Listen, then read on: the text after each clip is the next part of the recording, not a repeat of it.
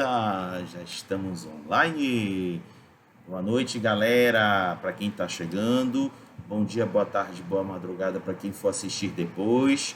Sejam bem-vindos. Estamos começando mais um Boteco World of Darkness aqui com a galera, cuja proposta desse quadro é simplesmente fazer um bate-papo bem despretensioso sobre as várias nuances e as várias possibilidades de debate em torno do cenário de Mundo das Trevas. Este é o nosso segundo episódio e para hoje estamos trazendo o tema O Peso da Imortalidade, que foi um tema escolhido pela Gessele, trazido para discutirmos aqui. Sendo assim, deixa eu apresentar as pessoas que irão participar. Inicialmente, a autora do tema, Gessele Damasceno. Diga oi aí pra galera. Oi, gente, tudo bem? O Diego ainda não compareceu, mas não se preocupe se de repente ele aparecer do nada aí na tela. Oi? Ele tá aí. Chegou já? Deixa eu ver. Tá aparecendo. Aê! Deixa eu botar a fuça do Diego aqui, peraí. Peraí. Série aqui. É a tecnocracia comandando aqui. Dieguinho já tá aparecendo na tela. Diego, tá podendo falar? Escuto perfeitamente. Então diga oi pra galera. Oi, boa noite a todos. Tudo bom? E por fim, nosso convidado, Glailson Santos. Diga oi, Glailson.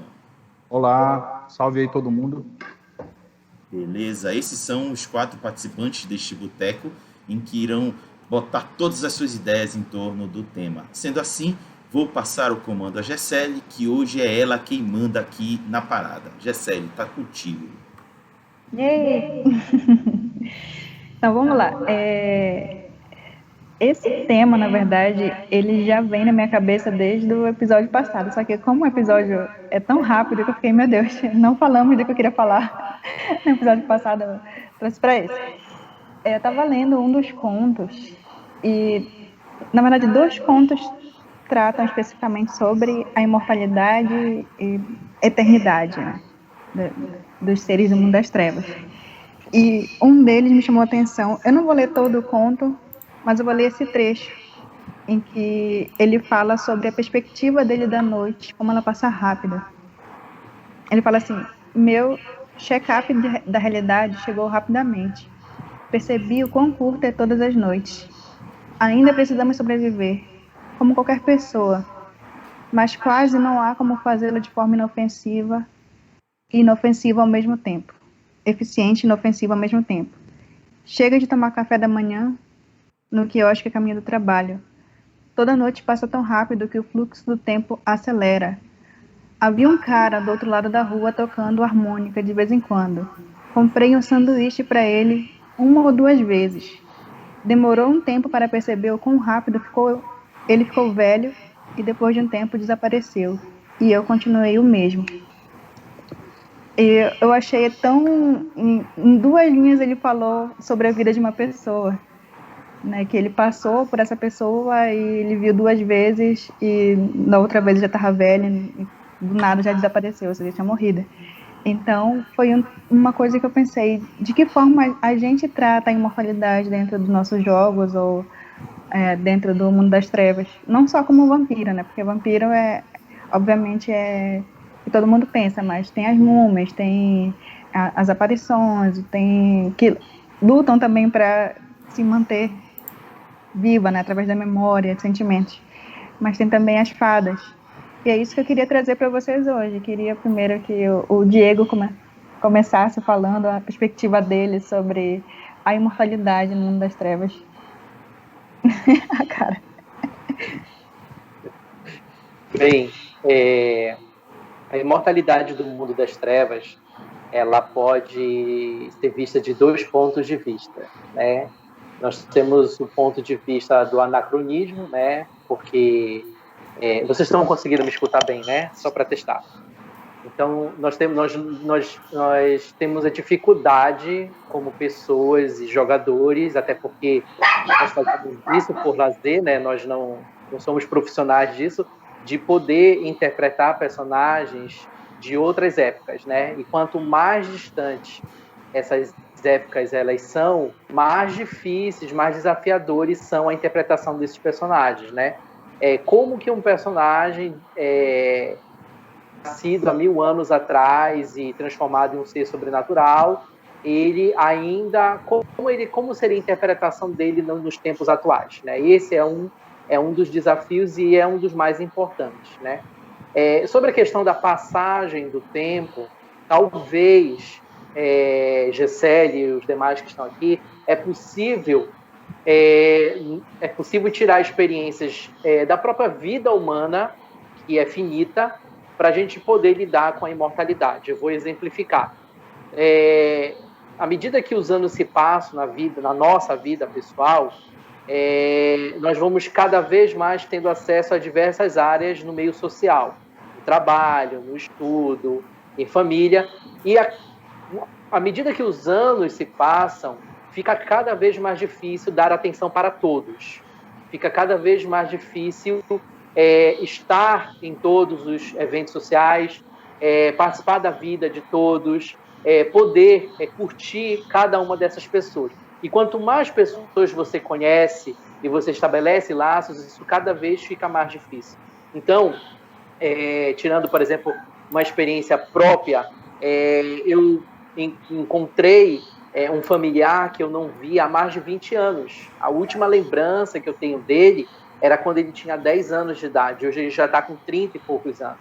Então, é claro que isso talvez não exprima toda a questão da imortalidade, mas o que eu quero dizer é que o sentimento, esse lapso temporal que está envolvido com a imortalidade, nós podemos tirar desse tipo de experiência que todos nós já passamos, eu acredito que sim, né, todos que estão presentes aqui e quem não está ouvindo, né, de laços temporais que nós temos com outras pessoas. Então, no caso do exemplo que você acabou de dizer, Gessele, ele se encaixa nisso, né, de você ver uma pessoa e você rever essa pessoa só daqui a alguns anos, né, aliás, muitos e muitos anos, e você ter que lidar com a nova pessoa que é essa pessoa, entendeu?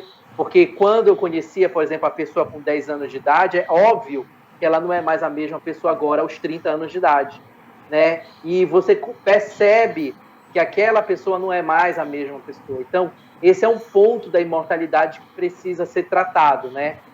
No caso do vampiro, aquele companheiro que ele não vê há 200 anos, o filme lá da Rainha dos Condenados, o vampiro Lestat, ele fica procurando durante muitos anos o vampiro Marius, e de repente o Marius aparece na vida dele, né?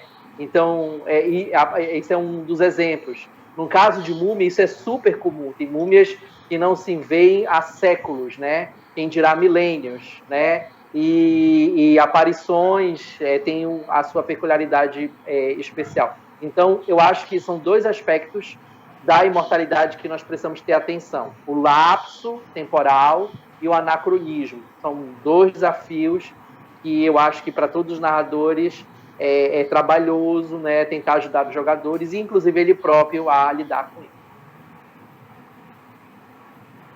Inclusive tem uma coisa que sempre me falam, que é o seguinte, que a maior vingança do vampiro é esperar que o lobisomem morra, né, que ele se perca junto com a morte.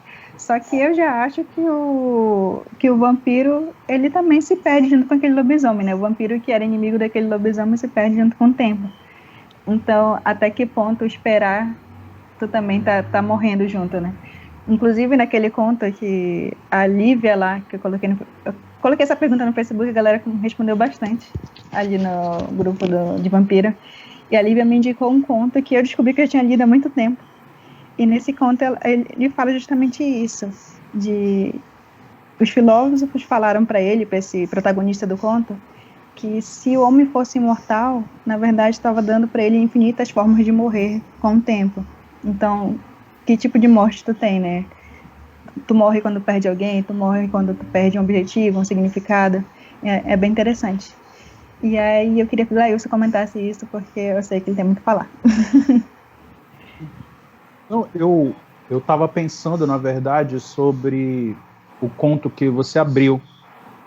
essa discussão, porque como a gente está aqui num bate-papo informal, né, dialoga muito assim comigo pessoalmente, com o momento que eu estou vivendo na minha vida. Eu fiz agora em janeiro 39 anos. Estou em plena crise de meia-idade. Estou passando por uma crise de meia-idade aí. E é interessante porque a gente observa, por exemplo, eu vejo meus filhos, vejo sobrinhos, pessoas assim que parece que ontem a gente piscou os olhos, né? Ontem eram crianças correndo por aí. A minha caçula, ontem eu estava pegando ela no colo e hoje já está imensa já, né? Eu vejo, meu sobrinho já é um homem feito já. Meu filho já vai fazer 18 agora. Esse mês, meu filho do meio, o Sol. Então, e é muito, embora a gente tenha uma vivência curta, né, para qualquer pretensão de imortalidade, tem uma coisa muito objetiva. Eu tenho a clara impressão de que quanto mais o tempo passa, quanto mais a gente vive, mais rápido o tempo passa, né? Isso tem uma explicação até científica, porque o cérebro humano ele se desenvolveu para economizar energia. A gente nunca desperdiça energia. Então, por exemplo, o cérebro ele só fica guardado na memória aquilo que é novidade, aquilo que é novo, aquilo que te exige pensar naquilo, né? Então, conforme tu vai vivendo e tu vai passando por experiências repetitivas, por exemplo, todo dia tu acorda, toma banho, toma café, vai para o trabalho, faz aquele mesmo percurso. Então a gente vai, por exemplo, às vezes eu funciono muito em módulo automático. Então tu fecha o cadeado, tu sai, tu não para pensar no que é que tu está fazendo. De repente o despertador tocou, quando tu vê tu está no trabalho, quando tu veja a hora do almoço, quando tu vê mais um dia passou e as coisas vão se repetindo, os ciclos. Então eu imagino que para alguém que vive por muito tempo, deve ser impressionante assim, a velocidade que as coisas passam. Assim, né? Aquilo mesmo de uma década, um século, o que é. E para evitar isso, a gente evita, eu particularmente, quanto mais eu sinto isso, mais eu mergulho no RPG. Porque são experiências novas. Né? Tu vai vendo... buscando coisas novas, tendo experiências novas. Então, eu acho que alguém que fosse imortal, que vivesse por muito tempo, sentiria essa necessidade de viver novas experiências, de viver novas vidas mesmo, de conhecer outras possibilidades, de ver as coisas por outras perspectivas. E aí, refletindo um pouco assim sobre o que o Diego fala também, que o Diego traz do anacronismo, eu acho que, como narrador, como jogador, uma coisa que eu gosto muito de explorar quando discute a questão da imortalidade é a diferença que existe nas diferentes épocas, as diferentes organizações sociais, as diferentes formas de ver o mundo, de ser humano, de se entender como humano, ao longo das eras, entendeu? Por exemplo, hoje a gente tem muito uma ilusão de que o mundo sempre foi, sempre é e sempre vai ser do jeito como a gente vive ele hoje. Mas, por exemplo, para alguém que viveu lá, para um vampiro, Matusalém, que tenha vivido lá na Península Ibérica, né, do século XI, e tenha acompanhado todo o desenvolvimento do Brasil, ele vai ter uma visão do que é ser brasileiro, do que é ser um ibérico, muito diferente do que a gente imagina hoje, né? Por exemplo, a Península Ibérica, ela foi ocupada por 700 anos por muçulmanos. Então, por muito mais tempo do que a Europa colonizou a América, a Península Ibérica foi colonizada por muçulmanos. E muita coisa se explica dali. Né? O próprio avanço tecnológico na Ibéria, na Espanha, em Portugal, que permitiu as grandes navegações, a conservação do conhecimento que os filósofos islâmicos faziam, do conhecimento da antiga Grécia, né? Então, por exemplo, são coisas que normalmente tu não vai pensar nisso, mas para um Matusalém é uma coisa muito presente. Então, uma visão de mundo completamente diferente daquela que as pessoas normais estão pensando. Só dá para entender, por exemplo, o senso de superioridade. Porque tu chega em Vampiro, tu vê, né, os La Sombra e os Tizimices. Eles se sentem muito superiores, eles têm um senso de superioridade, mas tu diz, pô, esses caras aí só de país do leste europeu, só de país fumado, ferrado, por que os caras se sentem tão superiores? Porque esses vampiros, por exemplo, eles estão relacionados ao que a gente chama de Império Bizantino. E o Império Bizantino, ali, Constantinopla, leste europeu, esse Império Otomano, eles mantiveram toda a opulência do Império Romano 1000 anos depois da queda de Roma. Então, Roma cai, o Império Romano do Ocidente, e em Constantinopla o Império Romano se mantém vivo por 1000 anos depois da queda de Roma pelos bárbaros. Então, para quem vivia em Constantinopla, no Império Bizantino, esses vampiros europeus, esses Ventro e Bruhá, todo esse pessoal aí, foi um monte de gente que levou farela, eles perderam. Roma caiu, eles viveram no meio dos bárbaros, tiveram que se adaptar aos bárbaros. E o que é que eles consideram uma língua culta? O latim. E o que era latim? O latim era a língua falada nas ruas de Roma. Enquanto o Império Bizantino se manteve preservando o quê? O grego. O grego, que é a língua dos registros, dos filósofos da antiguidade, a própria Bíblia cristã, o Novo Testamento, escrito em grego antigo. Então, é uma perspectiva do mundo completamente diferente daquela que a gente tem hoje. E eu gosto de explorar isso nas narrativas, entendeu? Esse anacronismo, essa outra visão de mundo, quando a gente narra criaturas muito antigas, criaturas, os ditos imortais. Eu acho muito interessante explorar essas...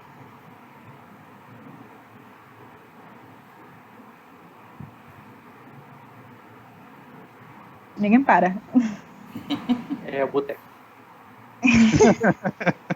Pô, eu queria até achar uma Mausenbier, olha, eu até fui atrás de uma Mausenbier para dar o clima aqui, que eu adoro Mausenbier.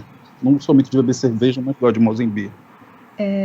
Tem um comentário aqui que é do Breno, que ele fala: lembrei de um dilema presente nos filmes de Highlander, no qual uma imortal se sente amaldiçoada por não poder ter filhos, porque não quer vê-los morrer. Olha, muito interessante esses filmes. Aí eu sei que o Rodrigo quer comentar. Bora, Raga. Bom, Tá antes de entrar nessa do comentário do Breno, eu queria aproveitar um gancho que tu, Gessele, jogaste aí, a questão da imortalidade, também ser uma morte. Por que eu digo? É a morte da humanidade em si. Por exemplo, dentro do jogo Vampiro à Máscara, coloca uma coisa que, de fato, a gente não vê muito nas mesas de RPG de Vampiro à Máscara, mas eles deixam lá como disposição para trabalhar que o ato de você viver consumindo sangue de mortais é um fator degenerativo da humanidade. Não é à toa que dentro das mecânicas que agora no quinta edição tem a questão das manchas, se ganha mancha devido a determinadas ações e, por exemplo, dar o sangue vampírico para mortal, automaticamente já coloca a mancha lá na humanidade. Não tem que fazer teste nem nada, simplesmente já entra lá e o personagem tende a perder a humanidade se ele não souber lidar com aquele ato. E se nós formos observar, faz todo sentido. Por quê? Imagina você ter que regularmente, não vou dizer toda noite, mas regularmente ter que procurar um mortal, seduzi-lo ou não, dependendo de qual for o tipo de predador, para extrair sangue dele. E é um ato, por assim dizer, por mais que tenham seduzido o mortal, é um ato agressivo. Você está rompendo a pele do mortal para poder drenar o sangue que aquele mortal precisa para viver. Se ele passar muito tempo sem repor aquele sangue, ele tende a morrer. Não é? E se não for levado a sério essa questão da recuperação do mortal, ele realmente morre em jogo. E isso faz com que degenere a humanidade do vampiro. Ele pode até ser uma figura imortal em função dos poderes vampíricos e o poder do sangue, mas ele morre como ser humano. Não é à toa que quando chega na humanidade zero, o próprio jogo diz: chegou a zero, dê adeus ao seu personagem, porque ele assume uma forma primal, ele não consegue mais raciocinar, nem pensar de forma racional. Então, eu gostei muito dessa levantada de bola da Gessélia. Esse tratamento dos vampiros com os mortais, não é à toa que no livro diz que tem rebanho e tem gado, principalmente o pessoal do Sabá. O Sabá chama de gado mesmo, eles são só gado e vamos tratá-los como tal. Tipo como, por exemplo, vou fazer aqui um paralelo. A gente come carne bovina, a gente parou de pensar que existem seres vivos que estão sendo abatidos para a gente poder se alimentar. Já pararam para pensar nisso? A gente meio que veda os olhos para o processo para poder ter aquela comida lá pronta para a gente comer. Mas é muito similar aos vampiros terem que caçar mortais para obter sustento. Vou deixar a roda girar. Manda lá, Gessélia. Vai comentar sobre o que o Breno falou? Sim. Rapidinho, só para não tomar muito tempo. Tem a questão do não poder ver os seus descendentes envelhecendo, porque de fato bastante transtorno, um transtorno muito forte, inclusive para um vampiro, pelo menos diante daquilo que a gente já lidou de literatura, aí eu uso muito da Dani Rice, fica uma coisa assim, muito forte para a mentalidade, ver aqueles seus entes amados envelhecendo e morrendo, e você, muitas das vezes, não fazendo nada. Aqueles que não resistem abraçam os entes amados, transformando eles em vampiros. Mas, na maioria das vezes, eles sabem que não é bom fazer isso, e aí eles veem os amados envelhecendo e morrendo, e isso é uma dor muito forte. Porque você, pelo menos a gente aqui, vamos ver com os nossos filhos, por exemplo, tomar como exemplo, a gente não quer ver eles morrerem.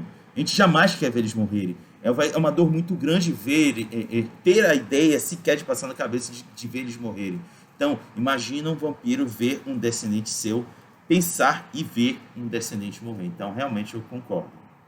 O que é que acontece com o vampiro que chegou no 0 de humanidade? O jogador perde o controle dele, mas e o personagem? Ele some, ele se mata, se suicida? O que é que acontece? Não, ele assume uma forma primal, ele vai agir como um animal. Ele só vai funcionar em ir atrás de mais comida e nada mais. E fica nisso até quando? Vai ficar para sempre assim? Para sempre, até que alguns outros vampiros o abatam, porque ele é uma quebra de máscara móvel. Pois é, porque para mim isso assim, é uma coisa em vampiro que sempre me deixou meio com uma pulga atrás da orelha, assim. Eu fico sempre em dúvida, porque eu não sei nem como é que o V5 vai resolver isso. Mas é tipo assim, cara, se tu viveu 1000 anos... É muito difícil pensar que alguém vai viver 1000 anos e continuar tendo humanidade. De alguma forma vai conseguir preservar essa humanidade. Na minha cabeça, assim, faz mais sentido que vampiros que vivam uma vida muito longa, eles eventualmente eles chegam no 0 de humanidade e eventualmente em algum momento eles encontram um caminho de sabedoria ou retomam a humanidade, ou fazem a humanidade crescer de novo e tal. Porque para mim é muito difícil, até porque, trazendo para essa reflexão que eu propus lá no início, né, a humanidade em Vampiro, e aí eu não estou falando da 5ª edição, eu acho que a 5ª edição ajudou a resolver um pouco disso, mas a humanidade em Vampiro ela está baseada muito em critérios culturais judaico-cristãos. Ela está bem colocada lá, né, que é a valorização da vida, do indivíduo, principalmente, acima dos outros, a valorização da propriedade, direito de propriedade, mais do que a vida dos outros, até depois da vida dos outros, e por aí vai. A hierarquia de pecados, toda a lógica da humanidade, ela é um paradigma bem judaico-cristão ocidental. E aí, por exemplo, eu não imagino um vampiro, sei lá, de 3.000 anos se pautar por aqueles mesmos parâmetros que a humanidade do Vampiro à Máscara se pautaria. Que é uma coisa completamente diferente, né? Por exemplo, o que eu vejo, essa reflexão que o Hagar traz de comer, né? Comer carne, os humanos comem carne, isso é desumano, né? Mas para mim, o desumano, da forma como eu vejo e como eu imagino que os povos originários pensariam, o problema não é comer a carne, porque, por exemplo, o leão come a carne, os predadores na natureza, eles comem os outros animais, não tem problema nenhum nisso. Por exemplo, eu vejo a minha filha, 2 aninhos, 3 aninhos, ela é louca por carne. O resto ela não comia, mas dava um pedaço de carne assada, ela chupava, mordia, dava um jeito, era louca por carne. Então, comer carne, para mim não é o problema. Para mim, o maior problema é a forma como essa carne que a gente come é produzida. É a tortura, é tu prender o animal. Não tem, por exemplo, há um equilíbrio na caça. Há um lado admirável no fato de que e os antigos, os povos originários, eles tinham essa consciência, né? Por exemplo, o ritual de ressuscitar o urso, lá em Lobisomem, dos Gural, se baseia em um rito indígena mesmo, que os indígenas, quando eles abatiam um urso para comer, eles prestavam homenagem, eles diziam, não, aqui vamos, esse urso que foi sacrificado para que a gente não morresse de fome no inverno, vamos honrar o espírito dele. E a outra coisa, o caçador era sempre um perigo, porque tu estava te expondo a morrer também, né? Tu vai para matar ou para morrer. Então, há um certo equilíbrio, há uma certa noção de natureza, de equilíbrio nas coisas, assim. A outra coisa é os campos de concentração para frango, que fica preso dentro de uma gaiola, para engordando só, para te comer e te encher de colesterol e tal, né? De tequitos. Então, eu acho que os parâmetros de humanidade, os parâmetros de moralidade, o que é ser humano, que é a grande questão em Vampiro, né? Os vampiros, eles tentam se agarrar na humanidade, essa é a grande questão do jogo, mas ser humano é uma coisa que muda. O que é ser humano, o parâmetro de humanidade, ele muda ao longo do tempo, as diferentes culturas e tal. Mas enfim, eu tô viajando já, não sei se eu fugi demais. Só fazer uma rápida complementação, Gessele. O que o Glaucio está falando é verdade, a questão do vampiro muito antigo, tender a chegar a zero logo. Pelo menos em alguns contos eu vejo que uma das saídas para eles não se renderem demais à perda de humanidade é o auto-torpor. Eles se colocam em torpor para não continuar se rendendo a essa perda de humanidade. Vai lá, Gessele. Falando de coisa... Fala, Diego. Eu queria trazer aqui a leitura de Changeling, que é uma leitura que a gente gosta muito. Eu me lembro que eu acho que eu contei no último boteco da gente, né, que eu cheguei a ler o livro de Changeling na íntegra, né, 2 vezes. E uma das coisas que me chamou a atenção e que marcou profundamente a minha leitura do Changeling Sonhar, a 2ª edição, é aquela leitura que explica sobre a morte do Changeling, né? Existe a morte banal, existe a morte feérica, né? E existe a morte do próprio ser humano, certo? São 3 formas de morte distintas. E, assim, é necessário, eu até recomendo ao público, que você não leia só uma vez esse tópico, você releia várias e várias vezes para você compreender. Como eu disse da última vez, a graça do Changeling é que quando você compreende como ele funciona, você se encanta, você recebe glamour. Então, eu me lembro da parte que fala quando o Changeling morre, né? Que é um momento muito raro. No caso, o Changeling, ele é uma simbiose, ele não é uma fusão completa, né? Ali naquele corpo está a alma do ser humano e está a alma feérica. Quando eles morrem, é um raro momento, é narrado uma parte onde os 2 se encontram e eles se cumprimentam. O ser humano vai para onde tem que ir, no caso, o mundo dos mortos, e a alma feérica vai para o sonhar. Quando ela chega no sonhar, é dito lá no texto que ela começa a lembrar de toda a vida dela, toda a eternidade dela. E assim que ela recupera toda a memória dela como uma alma imortal feérica, alguma coisa puxa ela de volta, de súbito, é usada essa palavra lá, para a Terra, e ela reencarna em qualquer corpo e volta a ser um Changeling, né? Então, com esse texto e esse contexto, eu gostaria de perguntar a Gessele, é uma oportunidade rara de se falar, como que você vê a imortalidade feérica, das fadas, né? Porque os Changelings em si é um expediente, ele não tem imortalidade, né? Mas as fadas têm imortalidade, incluindo a alma feérica que está dentro dele. É bem interessante. Eu fico até emocionada com essa parte que eles se encontram, porque... Eu também. É muito legal, muito mágico, literalmente. Eu acho que a questão das fadas é bem diferente, porque, para mim, eu tenho muitas visões sobre essa questão de imortalidade e tudo mais, mas para mim é muito ligada à memória. Memória é o que te faz o ser, né? Sem memória, para mim, não existe nada. Então, as fadas, elas têm essa oportunidade de viver várias vidas. Então, ao mesmo tempo que é imortal a alma, que é uma forma assim transcendental da gente imaginar o que seria a imortalidade da alma, que é tudo, a gente está fantasiando aqui porque a gente não tem a noção do que seria isso. Mas o Changeling, para mim, ele consegue se manter eu digo que até a possibilidade de sonhar, de crer, de criar é possibilitada por eles terem muitas vidas, por essa possibilidade de sempre renovar quem eles são.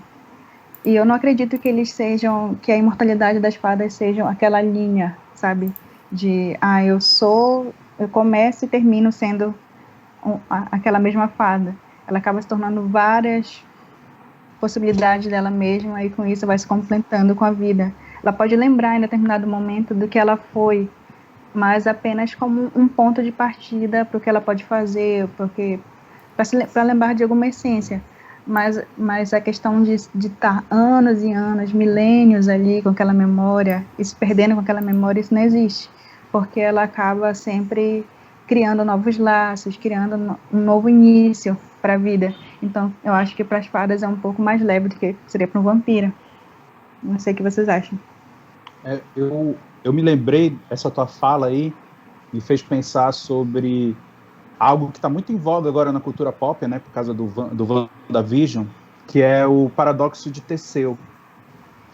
E o paradoxo de Teseu, né, não sei se vocês conhecem, mas que fala, né, porque o Teseu ele tinha um navio, acho que era o Argos até, mas não tenho certeza. O navio que vai trocando as peças do navio, né? O navio vai trocando as tábuas, o navio vai sendo avariado e tal na viagem, lá entre Troia, da Guerra de Troia. Eles vão trocando as peças até que todas as peças são trocadas. Quando todas as peças são trocadas, deixou de ser o navio, ainda é o navio e tal, né? Quando tu troca, tu vai substitui uma tábua, substitui a outra, substitui e tal. No final, quando todas as peças forem trocadas, continua sendo o mesmo navio que começou a viagem ou é outro navio, né? Esse que é o paradoxo de Teseu. E aí traz isso pra gente porque no nosso corpo, todas as células, tudo aquilo que a gente ele é trocado periodicamente também, né? Todo o teu corpo, ele tá em mudança. Então, se a gente muda todo o corpo e ainda continua sendo a gente, continua. Por quê? Qual é a resposta para o paradoxo de Teseu? Para mim é isso, é memória. É a memória que faz a gente o que a gente é. São as histórias que a gente carrega, são a forma como a gente se faz presente no mundo e é entendido por esse mundo, por esse contexto. E aí eu acho interessante porque, com relação à questão dos Changelings, em Changeling existe uma criatura, né? Existem algumas criaturas que são imortais no sentido mais restrito da palavra, que realmente eles não passam por esse ciclo, eles ficam, inclusive não envelhecem, né? Eles conseguem um equilíbrio tal com a banalidade e o glamour que eles se mantêm imortais e incorruptíveis e tal, não envelhecem mais. Eu não sei pronunciar a palavra, mas para mim, pelo que do que a gente lê o termo, acho que é algo como Sioshain, né, que são essas criaturas em Changeling. E aí, para mim, a experiência de uma criatura dessa, comparada com a experiência de imortalidade de um vampiro, são coisas muito diferentes, né?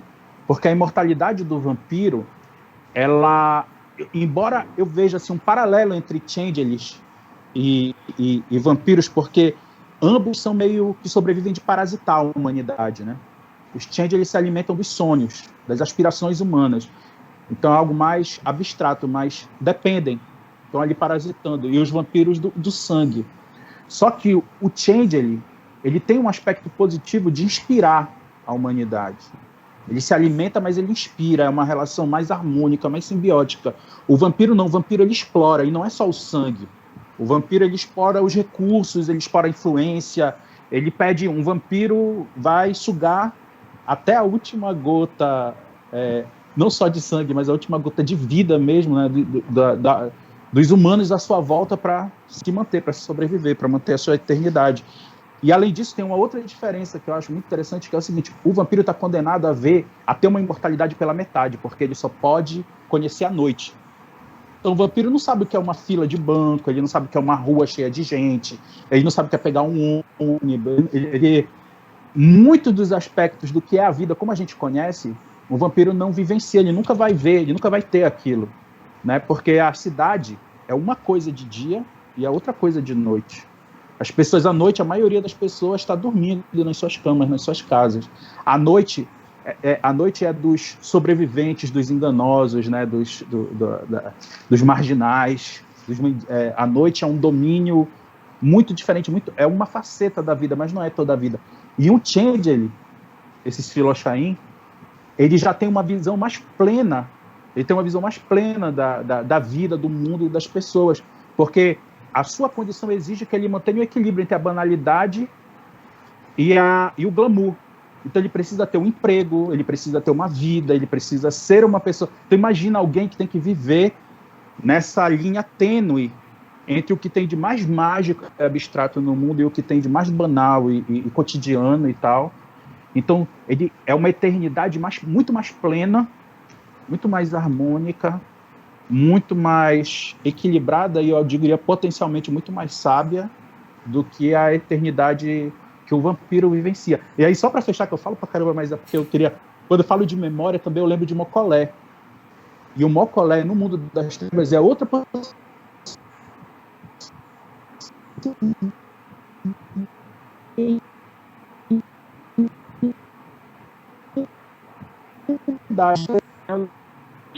Não.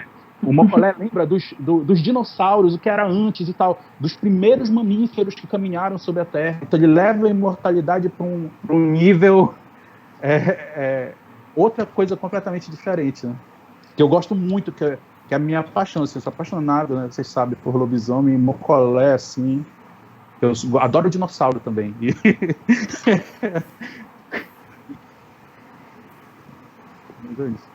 Nisso me lembrou uma parte aqui do conto, aí já vou puxar para o Haga, que é basicamente isso aqui. No conto fala: ser imortal é ser insignificante. Com exceção do homem, todas as criaturas são imortais, porque ignoram a morte. E assim também não tem a memória junto consigo. Tu acha que a partir do momento que a gente ignora a morte, o divino, a gente se torna insignificante? Olha, Claro. eu não tenho nem roupa para responder essa pergunta. Sem tomar uma antes fica difícil, né? Sem tomar no seco. Caraca! Gessele, olha, eu não sou a melhor pessoa para responder isso, mas eu vou dizer gente, eu joguei aí, vocês respondem. Mas eu vou tatear, se vocês me permitem, eu vou tatear, tá bom? Vamos lá. Eu vou pedir ajuda a Anne Rice, tá? Só um instantinho, o Glailson, ele tá congelado na imagem? Não, ele tá mexendo aqui pra mim. Ele tá mexendo. Pra mim deve ter congelado, velho. Tá, vamos lá. Eu vou pedir ajuda a Anne Rice. Que muito do que eu tenho de concepção de vampiro hoje em dia é mais por causa dela do que qualquer outra coisa.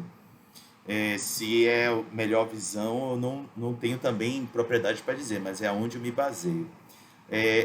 Uma das coisas que ela explora na narrativa dela, principalmente na relação entre vampiros, é que eles passam a focar a vida eterna, entre aspas, deles, entre eles, que se lasque o resto do mundo. São eles estão lá curtindo uma existência em dupla, às vezes até em trio, mas geralmente no livro é em dupla, e todo o resto é meio que abstraído. Eles meio que esquecem que o mundo está rolando, a não ser quando eles precisam interagir com os mortais para conseguir uma nova caça para conseguir. Como o Gailson foi muito, muito, muito feliz quando ele falou a questão de que os vampiros, eles não só extraem sangue, eles extraem a existência dos humanos, dos mortais. Nossa, eu gostei muito quando ele falou isso. É exatamente isso. E a partir do momento em que eles esquecem dos mortais e do mundo e se focam entre eles começam a banalizar a existência. Assim, é a leitura que eu estou fazendo, viu? Eu posso estar muito equivocado, mas eu acho que eles começam a banalizar a vida, porque já como a Jesseli falou, eles não acredito que vão estar ali eternamente e vão estar entre eles. Só que aí, num determinado momento que a Anne Rice explora a relação entre eles um dia percebem que eles não aguentam mais um olhar na cara do outro. Não quer dizer que o amor entre eles acabou. Eles só não aguentam mais olhar um para o outro. E aí eles decidem se separar. Eu acho muito interessante isso, que é uma das mazelas de se viver por tanto tempo. Eles precisam interagir com outros indivíduos para poder continuar tendo razão de existir. Porque aquela razão de continuar vendo aquela mesma pessoa já deu. Aí eles querem avançar para um outro estágio. Eu tenho certeza que eu não respondi a pergunta, Jesseli, mas eu busquei ao máximo tatear. Manda lá. Se eu pudesse contribuir aí nessa discussão,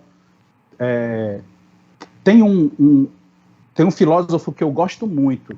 Eu gosto muito de filosofia também. E um dos meus filósofos preferidos é o Epicuro. E se eu não me engano, salvo engano, tem um texto do Epicuro, que é a Carta a Meneceu, que ele fala sobre a morte, e ele fala assim, que é inútil se preocupar com a morte, porque quando a morte existe, você não existe. E enquanto você existir, a morte não existe para você, né? Então ele diz assim, o temor da morte, temer a morte, temer a finitude é inútil, não faz sentido nenhum.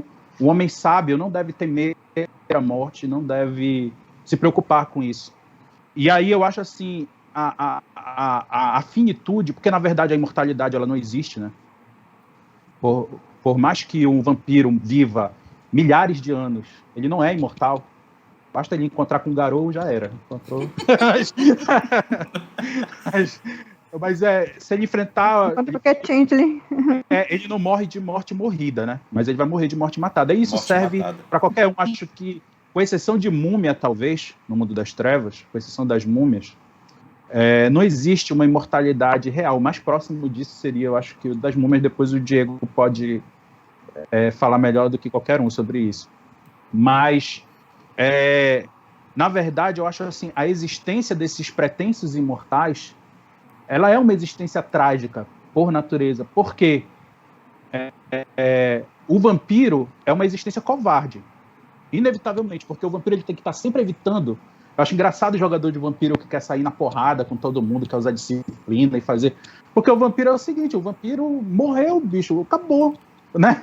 Tipo assim, tu tem que, para te sobreviver, para te chegar a ser um Matusalém 1000 anos, tu tem que ter evitado muitas confusões para ter chegado lá. E a tua tendência vai ser seguir evitando, porque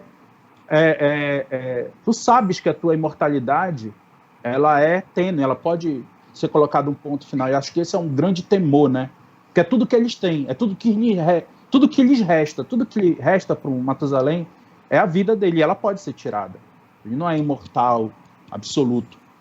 Mesmo para um Changeling imortal desses que eu estava falando, que conseguiu equilíbrio, ele vive ali no fio de uma navalha também. Ele tem que manter esse equilíbrio fino, normalmente, tanto que o jogo estabelece que normalmente eles são instrumentos do sonhar, eles meio que perdem o seu livre-arbítrio, porque eles têm essa necessidade de se manter nessa linha tênue de equilíbrio entre a banalidade e o glamour, né? Então, por exemplo, o temor da morte, o temor da finitude, no final das contas, ele é vão. Ele é vão. Porque o que é que tu vai perder para te ter isso? Tu abre mão de muita coisa. Talvez abra mão da tua própria condição humana. né, da tua própria humanidade, da experiência humana, daquilo que nos diferencia dos autônomos, dos animais, dos outros elementos da natureza. Então, vale a pena? Será que vale a pena, né? Eu acho assim que essa imortalidade é meio que um ouro de tolo também, quase sempre, né? E eu acho que tem muito mérito. Acho que o ser humano, ele tem esse afã de querer ser a única coisa, mas a verdade é que tudo no mundo acaba. Até o sol um dia vai se apagar, até as estrelas se apagam, as galáxias se dispersam, né? E a gente quer ser eterno. Acho que aí eu fecho com o Vinícius de Moraes, que seja eterno enquanto dure. E a outra coisa do amor que o Haga traz, eu só acho interessante o seguinte: talvez essa preocupação do amor entre dois vampiros imortais, ela seja pertinente para um vampiro com alguns séculos de vida. Porque o amor, como a gente entende, esse amor entre duas pessoas, o amor perfeito, que ele é carnal, espiritual, tudo isso, ele é uma invenção muito recente na humanidade. Tem um livro, não me lembro agora o autor, mas vocês podem pesquisar, é um livro raro, infelizmente. Eu até acabei de comprar esse livro agora, que é A História do Amor no Ocidente, que é um relato de filósofos e historiadores sobre como a visão que a gente tem de amor foi uma construção recente, humana, social, e de que nem sempre o amor foi entendido dessa forma. Então eu entendo completamente o vampiro que depois de viver 200 anos com alguém, encheu o saco e quer partir para outra, porque essa visão desse amor, nessa forma, não que o amor acabe necessariamente, eu também não acredito em amor eterno, o amor ele é uma construção permanente, dialética, mas com certeza a fidelidade, tu viver com aquela única pessoa exclusiva por milhares de anos e tal, até porque cabe muita discussão aí sobre a monogamia, sobre o quanto o amor ele está necessariamente ligado com essa dimensão da sexualidade que a gente relaciona aos casais, né? Amor e sexualidade. Eu amo meus filhos, eu amo meus pais, eu amo muita gente, meus amigos, eu amo RPG, mas não necessariamente eu sinto necessidade de intercurso com toda essa galera, né? Então o amor, como a gente entende o amor de casal, o amor, ele é uma combinação. Ele é o amor que tu sente por várias coisas, eu pelo menos entendo assim. E tem uma dimensão sexual. Mas sexo e amor também são a mesma coisa, eu acho que, sei lá, eu tô viajando, já tô fugindo muito, desculpa.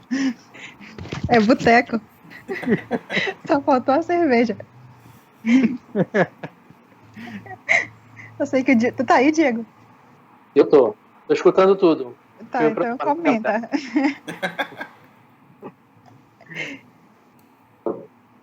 Tá ali montando o cenário, né? Vocês estão me vendo? Tá montando o cenário. Tô vendo que tô montando o cenário. Por alguma coisa. Ele tem que girar a câmera. Tu tem que girar a câmera aí, Diego. Eu não sei porque o Diego ele é performático. Pode até ser que seja. É porque a câmera tá voltada pra frente. E agora? Não. Não. Tá de lado a câmera. Eu já tava esperando a performance do Diego, que ele gosta dessas coisas mais. Tem essa veia. Agora. Boa. Estão me vendo? Já. Tem. Performático foi ótimo. Eu vou aproveitar que vocês todos estão me vendo, estão aqui. Eu vou começar a falar a respeito de Múmia.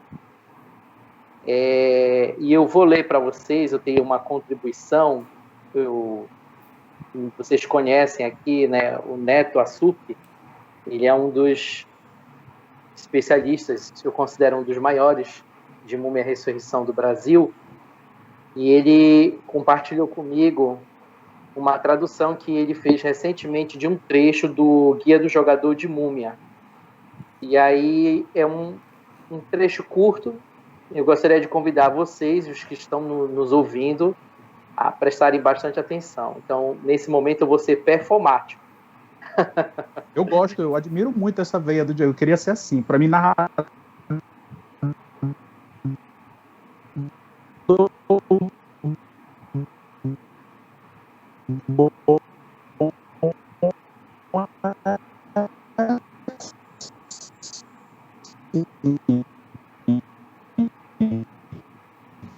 alma Citra. Em Múmia, como todos sabem, como ainda estão procurando saber, as múmias recentes elas surgem a partir da união de dois espíritos, de duas almas, né? Uma alma egípcia, no caso das múmias egípcias é assim, uma alma egípcia da antiga civilização egípcia com uma alma moderna agora, dos tempos atuais. E aí há um uso, um texto de todo um cenário e poderes que são usados para fazer a união dessas duas almas, né? A alma egípcia com a alma moderna, e aí você se torna uma múmia. E aqui, quem está escrevendo essa carta é essa alma egípcia que se uniu a uma alma moderna. Ela começa a carta assim: minha querida Citra, eu não consigo mais continuar. Lamento que isso deva acabar, mas os anos tornaram-se insuportáveis. Eu não me lembro de várias vidas, eu ainda me lembro de várias vidas e mortes, tantas almas buscando descanso eterno. Como tenho desejado descanso. Temos feito muito juntos como amantes, rivais, amigos e mesmo raramente como adversários. Estranho como o tempo nos move. A alma com a qual me uni, não. A pessoa que eu sou, eu, desejo ver minha família. Eu lutei contra Apophis por milênios. Quase fui transformado em uma múmia maldita. Se não fosse por seus esforços, eu teria perdido minha alma há muito tempo. Eu não desejo mais continuar lutando, até que eu tenha mais forças.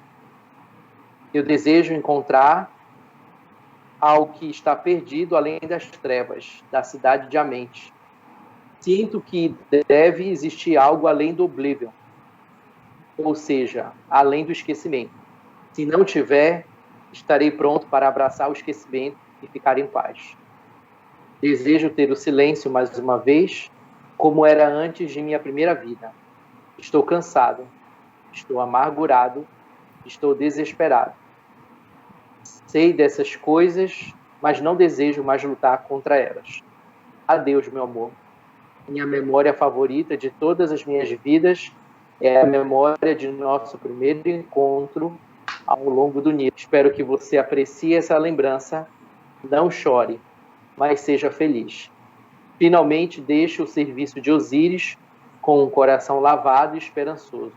Quando chegar a sua hora, que a paz eterna seja sua, querida Citra. Finalmente, Akenemet, chamado Steve.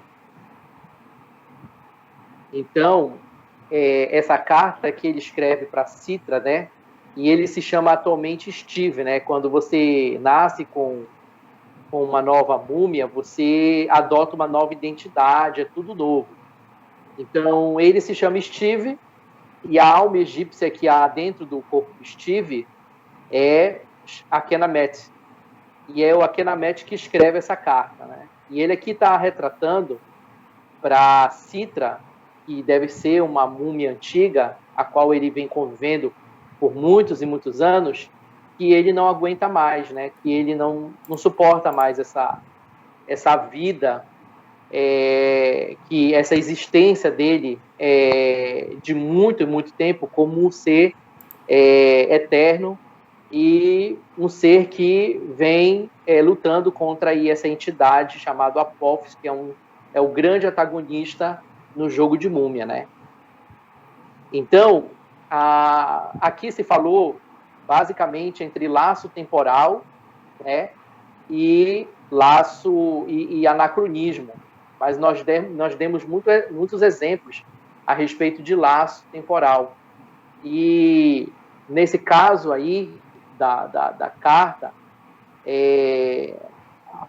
falou-se que no caso do vampiro, o problema da imortalidade, como diz o próprio jogo, é a degeneração e a tragédia dessa degeneração. No caso das fadas, as múltiplas reencarnações e a perda da memória, né? porque quando uma fada ressurge no mundo, ela não sabe quem ela vai se descobrindo novamente. Então, a cada vez que o Changeling falece e usa de novo o expediente Changeling, e isso acontece invariavelmente, ele tem que recuperar a sua memória. No caso da múmia, quando você abraça a imortalidade, porque é uma escolha, não é uma coisa que acontece por acidente, ser uma múmia é uma escolha, você abraça um trabalho que nunca vai haver aposentadoria. Essa é a ideia. O ser sobrenatural múmia, ele é um ser que, quando ele está no mundo dos vivos, ele trabalha. E quando ele está no mundo dos mortos, ele também trabalha.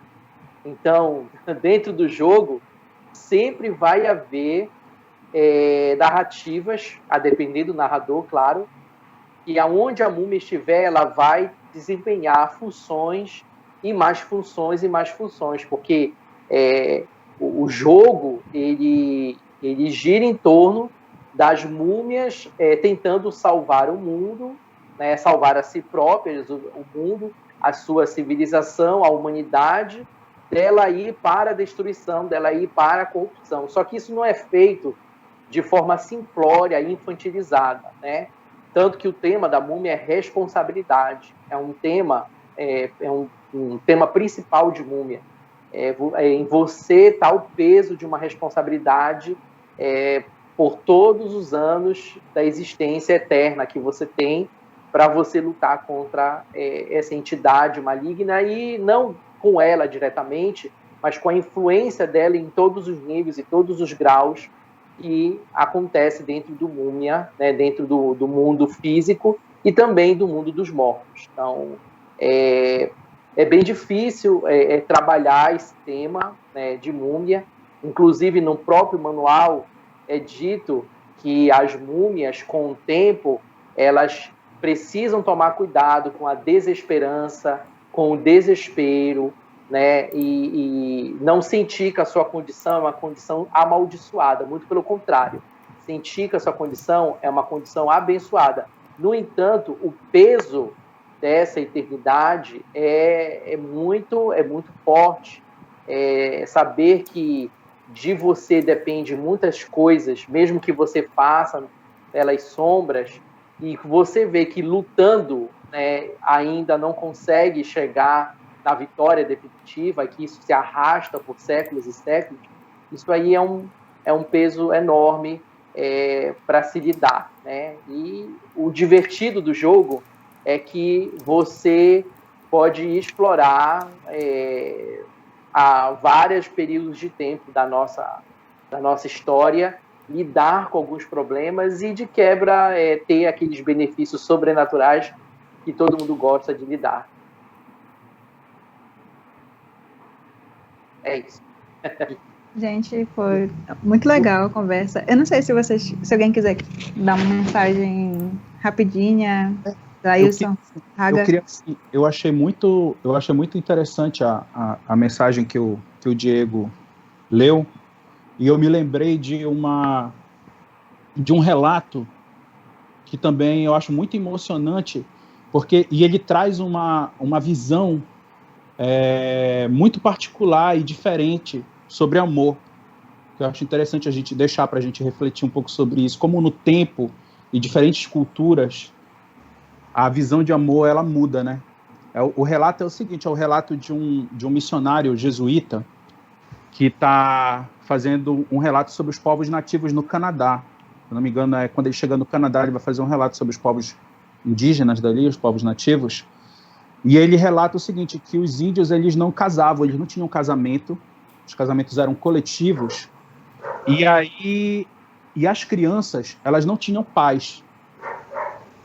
As crianças, os índios eles não tinham o filho dele, as crianças eram da aldeia, eram do povo, então toda a aldeia criava as crianças comunitariamente. E aí um colono europeu, ele pergunta para o índio, qual desses, para o indígena, aliás, índio não, né? Índio pega a mão, para o indígena, qual desses é o seu filho? Aí o indígena diz: todos são nossos filhos, porque são filhos da aldeia. E aí o colono diz o seguinte, aí diz: eu tenho pena de você, porque você não sabe, entre todas essas crianças, definir quem é o seu, apontar quem é o seu filho. E aí o índio, no relato do jesuíta, o índio responde o seguinte, aí diz: eu sinto muito por você, porque vocês, europeus, têm tão pouco amor para dar, que vocês precisam escolher para que crianças vocês vão dar o seu amor, né? E aí é uma outra concepção, uma outra visão de amor em um outro contexto histórico e uma outra sociedade. Esse tipo de coisa, para mim, me cala muito fundo também, né? E aí, só para trazer para nossa reflexão aí sobre imortalidade, sobre humanidade, né? Que visão é mais humana, né? Onde é que está a humanidade nisso? Qual o parâmetro de humanidade? É uma coisa que é interessante da gente refletir, né? Queria só deixar essa mensagem. Valeu aí, muito obrigado, agradecer muito aí a Gessele, o Raga, por essa oportunidade aí de estar compartilhando ideias e conversando, discutindo, dialogando. Eu queria só comentar rápido algo lá do chat, que eles estavam falando sobre a memória ser uma criação, ser algo... E eu, particularmente, tenho uma visão de que a memória nos faz imortal. Não necessariamente só a nossa memória, mas buscar a memória da experiência de outras pessoas, de fatos ocorridos, de que viver a nossa vida pode ser limitado, mas a partir do momento que a gente busca outras memórias e consegue ouvir o outro, a gente consegue ter uma possibilidade de viver algo mais longo, né? Por exemplo, aqui durante a ditadura, a gente escondeu, a gente queimou nossa memória. Isso faz com que a gente reviva muitos ciclos, esquecendo sempre do que ocorreu. Então, uma forma do que a gente lembre sempre do que tragédias como essa, para que tragédias como essa não voltem a ocorrer, é deixando símbolos, por exemplo, queimaram registros, esconderam corpos. Então, hoje tem gente que pede o culto ao golpe, culto a, sei lá, tem movimentos assim bizarros. Eu acho que isso é justamente porque as pessoas vivem vidas muito curtas e queimam as memórias de experiências da história. Então, a partir do momento que a gente começa a queimar tudo, a gente vai reviver e vai ser esse ciclo infundável de violência que nunca vai acabar. Então, uma forma de ser imortal seria uma forma de ouvir as memórias dos nossos antepassados. No mundo das trevas é assim, né? Tanto que a morte definitiva é o esquecimento, é o oblivion. Né?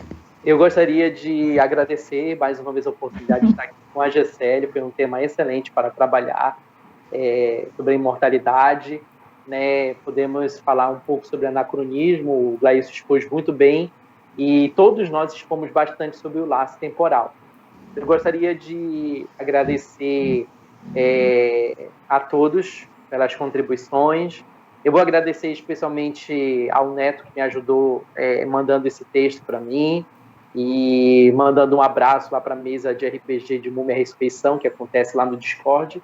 E eu desejo a todos vocês três, a todos que estão nos ouvindo e a mim mesmo, que nós possamos sempre arranjar tempo para jogar uma boa mesa de RPG, porque afinal não adianta só falar de RPG e explicar que é muito importante, mas é preciso que nós estejamos também envolvidos em nossas próprias mesas de RPG. E Diego, aproveita para adiantar o nosso próximo tema, que vai ser você que vai lançar o tema. Qual é? Então, o tema que eu pensei para nós podermos debater aqui é a respeito dos seres sobrenaturais do mundo das trevas. Qual é o tema que eu quero trabalhar? É a verossimilhança. Então, o próximo boteco, nós vamos tentar conversar um pouco que esforço ou mesmo se é legal trabalhar a verossimilhança dentro do mundo das trevas, ou seja, a proximidade daquilo que acontece no nosso mundo real com aquilo que nós jogamos. Se é bom irmos para algo mais fantástico ou nos aproximarmos mais de algo pé no chão. Beleza. Gessele, quer fazer uma última fala? Não, pode encerrar, gente. Então tá. Quero Galera, agradecer, na verdade, convidei o Obrigado. Glailson, ele aceita, Glailson é doido.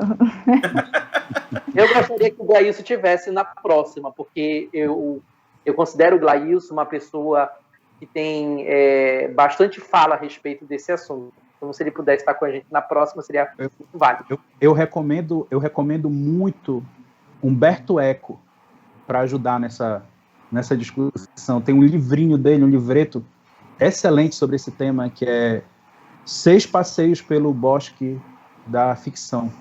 Pronto, Excelente, já vou dar uma olhada. Muito bom. Perfeito. Então chegamos ao fim. Oi? Já Diga, fica a diga. dica para todos nós, né? E para os que estão nos ouvindo, a leitura desse livreto. Ótimo. Então é isso, galera. Chegamos ao final de mais um Boteco, o episódio número 2, cujo tema foi o peso da imortalidade. Obrigado a todos e até a próxima. Galera, dá um tchau pro pessoal. Falou! Falou. Tchau, gente.